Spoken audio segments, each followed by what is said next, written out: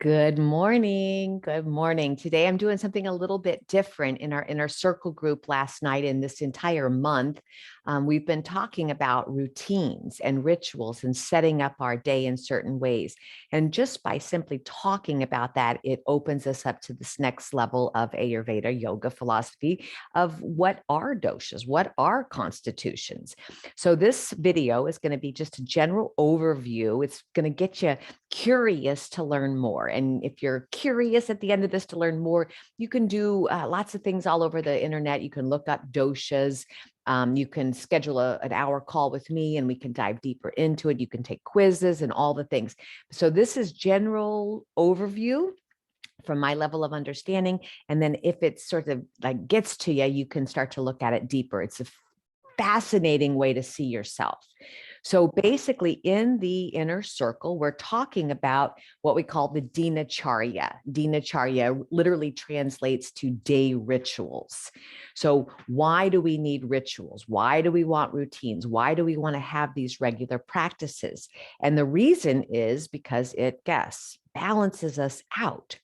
So the idea is when you're first born in yoga philosophy, when you're first born, you're born with a constitution. And there are there are thoughts that when your parents, your mom and dad got together and that moment of conception, whatever they were dominant in dosha wise is what your recipe is.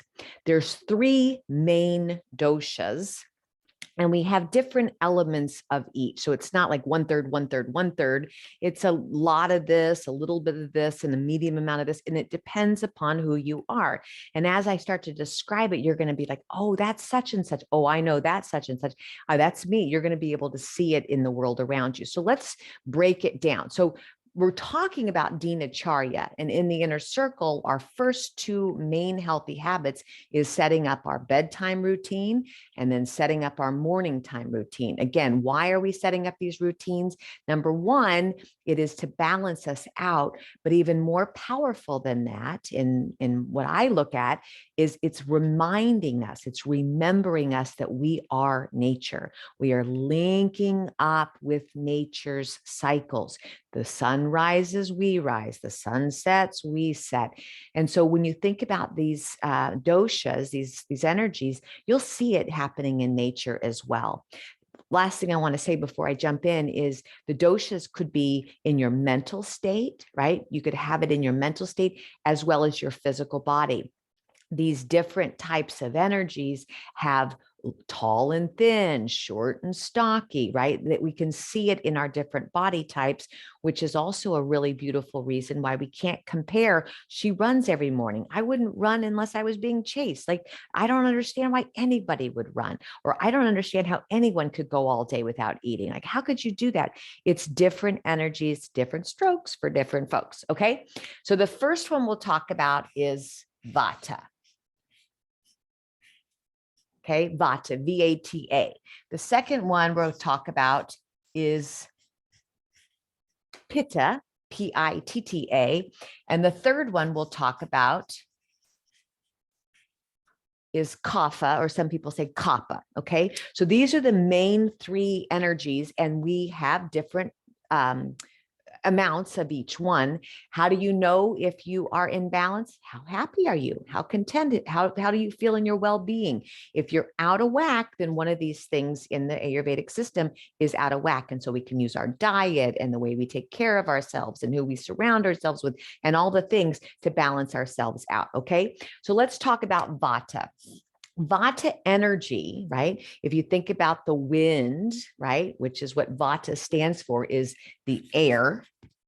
I don't know if you're going to be able to read all this, but the air of Vata. Okay, that's what it is. It's air. Pitta is fire. Can you think about the difference between air and fire?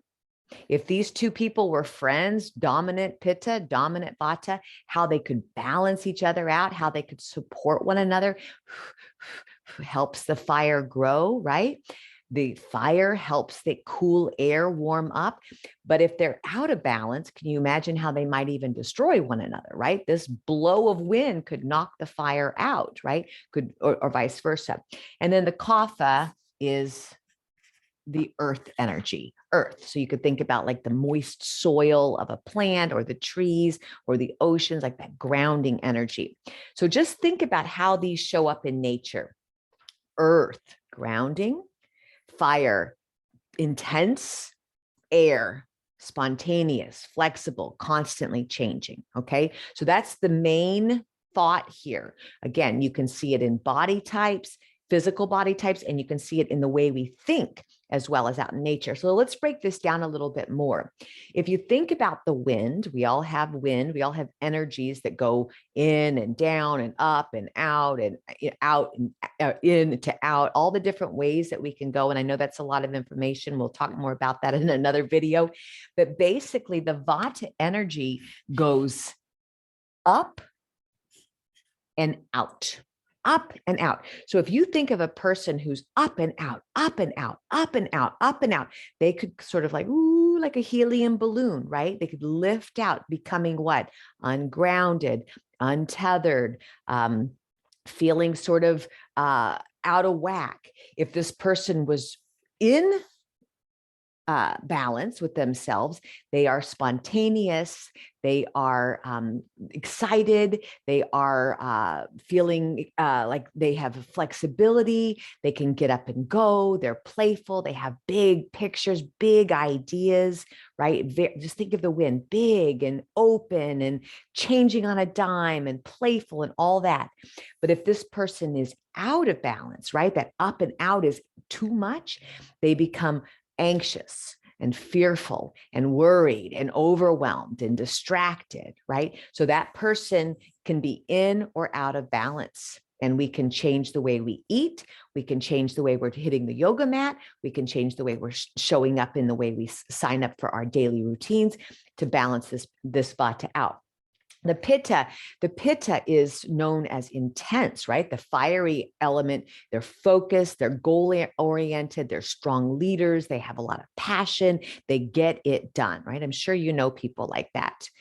And fiery, very fiery, right? If they're out of balance, they could be frustrated, they could have anger issues, they could be irritated. Why don't they have that figured out? Judgmental, critical. It could show up in your body with rashes or pimples or eczema or IBS. Like, where is the inflammation?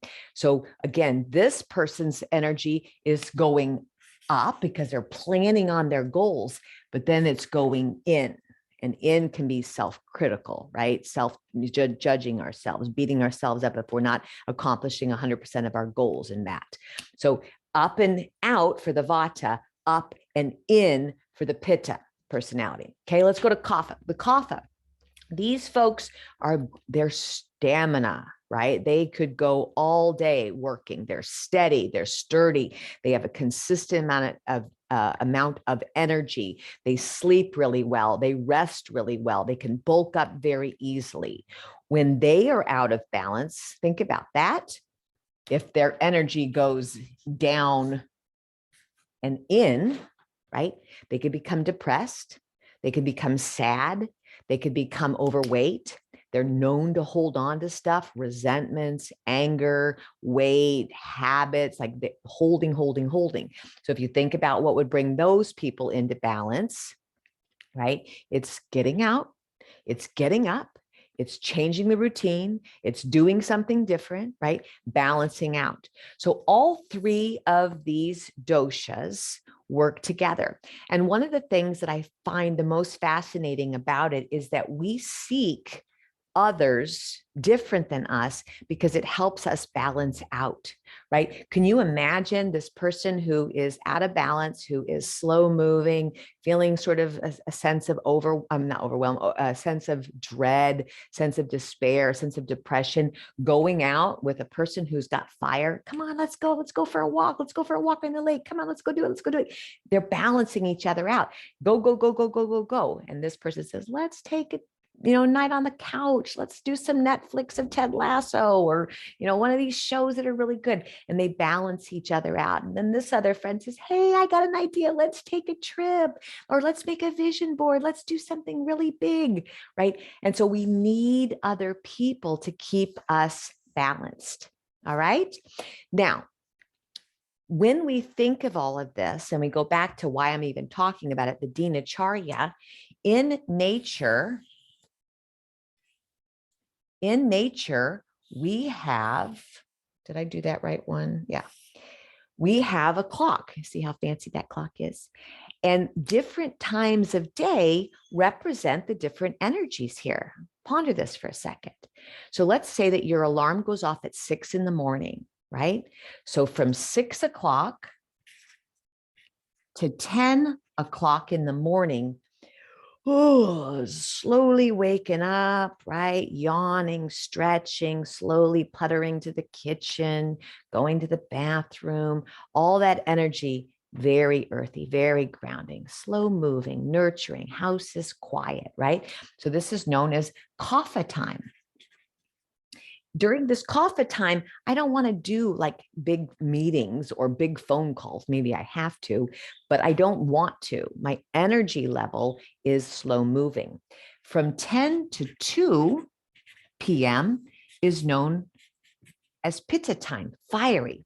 10 to 2. Think about your day from 10 in the morning till 2 o'clock in the afternoon. You're getting it done, man. You are running those errands. You are taking those notes. You're taking those calls. Your mind is alert. You're focused. You're goal oriented. You're getting it done. This is also when our digestion is strong. Remember, what we eat, who we spend time with, all those things affect the way we show up in our doshas. So this is where we know our metabolism, our fire is the most strong. So this is where our biggest meal comes in and all of that. From 2 to 6 p.m. So I want you to think about that time of day. From 2 o'clock to 6 o'clock, you sort of start to get into that, like a little bit of this and a little bit of that, and a little bit of this and a little bit of that, right? You're sort of distracted easily, harder to stay focused in your mind. You're thinking about the day, you're thinking about the evening, you're thinking about tomorrow. It's the Vata time. It's the air time. So in this study of the Dinacharya, and in knowing what your dosha is, and in sort of observing the way you show up in your normal life, you might see maybe a little bit off from this, depending, maybe it's a 10:30 or, whatever, but you'll start to see how you move through the day at your greatest way, right? At the way that feels the most aligned to you. We could go through to midnight and we could say from 6 to 10 p.m. now it's kapha. From 6 o'clock after dinner to 10 o'clock, it's the winding down. It's the cuddling on the couch. It's the nurturing, loving time. From 10 p.m. to 2 a.m., we're back to pitta. We're back to this processing the day in our dreams, processing the food that we digested, digesting active time, which is also why if you're going to bed later than 10 in Ayurveda, it's like harder to get to sleep because you've missed this wave of downtime. Now we're starting to peak up a little bit. So we want to be sleeping. And there are some Ayurvedic practitioners who say that the hours between 10 o'clock at night and midnight is when we get our most restful sleep. So this is where all the things are getting done. And then again, from 2 a.m. to 6 a.m. is the Vata time, the most auspicious time, some say, where, it's really good to get up before 6 o'clock. Most meditations and all the things that we could spiritually thrive is in this time period. Not everybody gets up early like that, but that is what they say. So when we talk about the Dinacharya and we talk about the daily habits, we are aligning ourselves with nature. We are aligning ourselves with time. And I will finish with this.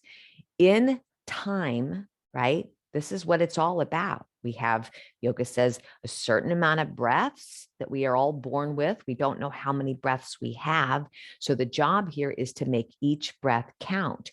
And when we are aligning ourselves with nature, there's a natural flow to the way we move through our lives.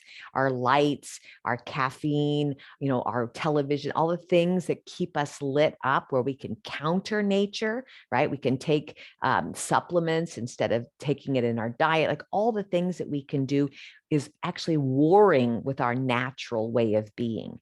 And so Ayurveda and Dinacharya, just the basic Dinacharya rules of lining up your day, mornings and evenings, not only helps you live a balanced life feeling well, but it helps you remember that we are a part of this big old planet Earth, right? Or even more than the Earth. We are a part of nature, right? We are the same as the beasts. We are the same as the trees. We are the same as the sky. Okay, so I hope that makes sense to you. I'm trying to think if there's anything else that I want to say. The last thing I'll say, if you are noticing that maybe you are out of balance, here's some quick little things that we can do. In Vata, if you're feeling too much up and out, consistent routines. Like just decide every morning I'm going to have this warm water before I have my coffee. Just something consistent routines. For the Pitta, the up and in and up in the in, we would want to be nurturing, right? If you're going in, telling yourself that you're doing a good job, resting more, closing off the thoughts of how you're going to get things done. So resisting this idea of getting done, nurturing, relaxing, self-practice. And then the same thing, if you're down and in and down and in and down and in, and you're out of balance, you're feeling too sluggish that way, what do you need? They can be opposite. I need to be moving. I need to be doing strong practices. I need to be doing that. And all of the yoga classes that we do are balancing these energies, right? Every time we forward fold, we're going in, right? Which would balance that pitta. Every time we're doing a back bend, right? With big back bend, we're opening up that kapha. Every time we're doing a twist or something that is sort of grounding energy, like a talasana or a uttanasana, a paschimottanasana, these grounding where we can feel that vata, that air coming down. Vata is in the colon, kapha is in the lungs, and the pitta is in the small intestines and the liver and the gallbladder and such. So when you think about your yoga practice, stimulating or decreasing or increasing those areas is what we're trying to do on the yoga mat. I know that's a lot of stuff really, really quickly, but I wanted to give you an overview of what it is we're talking about and why Dinacharya is so important. Not only the day routines, but the seasons of the routines, and remembering we are just beasts. We're just beasts. Okay, so if you want to learn more about it, go looking on the Google. Go look on that Google and look up Doshas, Doshas, Doshas.